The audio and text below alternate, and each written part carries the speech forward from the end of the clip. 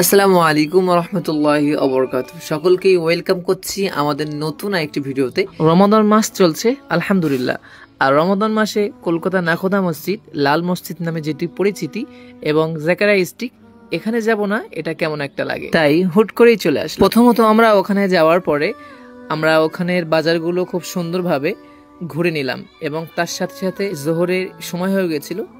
আমার সলাত আদায় করতে হবে, এবং সলাত আদায়ের জন্য আমার প্রথমে অজু করতে হবে। তো দেখতে পাচ্ছেন আমি অজু করছি, এবং কত সুন্দর একটি জায়গা। তো আমার পিছনেই সেম আরেকটি এরকম জায়গা আছে।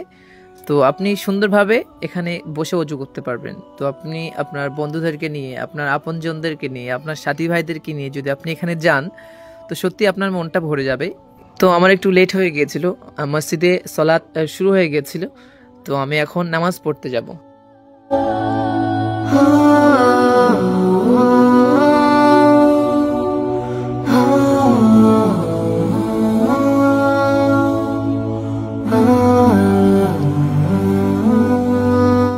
আলহামদুলিল্লাহ, খুব সুন্দরভাবেই সকলেই জমায়েতবদ্ধভাবে সলাত আদায় করলাম আলহামদুলিল্লাহ, সত্যি।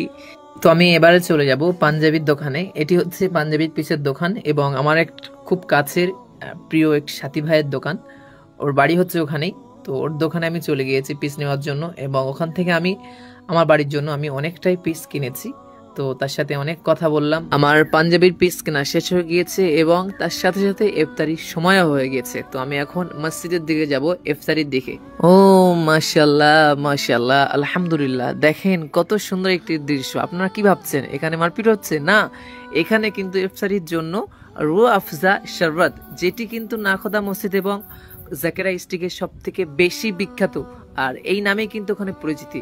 মানুষ ওখানে গেলে কিন্তু এই রুহ আফজা শরবত কেউ কিন্তু না খেয়ে বাড়িতে ফিরে না। আপনারা কেউ কখনো যদি যান, তবে এই রুহ আফজা শরবত কেউ না খেয়ে কখনো বাড়িতে ফিরবেন না, তাহলে কিন্তু আপনার কিছু একটা কমতি থেকে যাবে।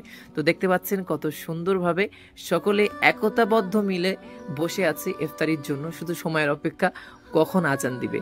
আর মসজিদের পক্ষ থেকে এই রুহ আফজা শরবত এখানে বিতরণ হচ্ছে। তো আপনাদেরকে এটাও বলে রাখি, কলকাতা নাখোদা মসজিদ কমিটির পক্ষ থেকে ইফতার এবং রুহ আফজা শরবত কিন্তু বিতরণ হয়। আপনি যদি কখনো যান, তো আপনি আপনার পার্সোনাল ইফতারি নিয়েও আপনি কিন্তু ওখানে ইফতারি করতে পারেন। তো নিচের গ্রাউন্ড যেটাতে মানুষ বসে আছে এবং রুহ আফজা শরবত যেখানে বিতরণ হচ্ছিল, ওই গ্রাউন্ডটাতে আপনার মসজিদের পক্ষ থেকে ইফতারি বিতরণ হয়। তো আমিও এই দুই তলের উপরে বসে ইফতারি করেছি, এবং সকলেই একতাবদ্ধ মিলে কিন্তু ইফতারি করেছি, কোনো সমস্যা নেই। আপনিও এখানে বসে ইফতারি করতে পারেন। তো এখন সালাত আদায় করব, তারপরে বাজারের দিকে ঘুরতে যাব। ও মাশাআল্লাহ, দেখেন দিনের বেলা কিন্তু একরকম লাগছিল, আর সন্ধ্যার পরে আর এক রকম লাগতেছে। কত সুন্দর লাগতেছে বলেন, মাশাআল্লাহ।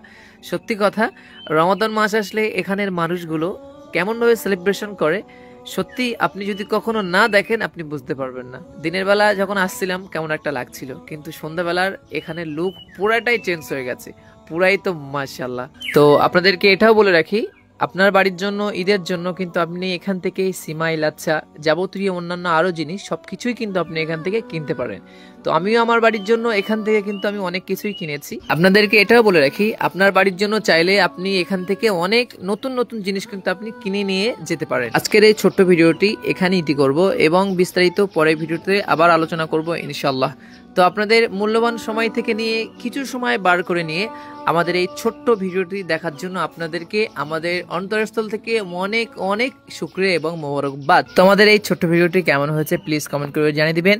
সকলে ভালো থাকবেন, সুস্থ থাকবেন, আমাদের জন্য দোয়া করবেন, আমরাও আপনার জন্য দোয়া করব। ফি আমানিল্লাহ। আসসালামু আলাইকুম ওয়া রাহমাতুল্লাহি ওয়া বারাকাতুহু।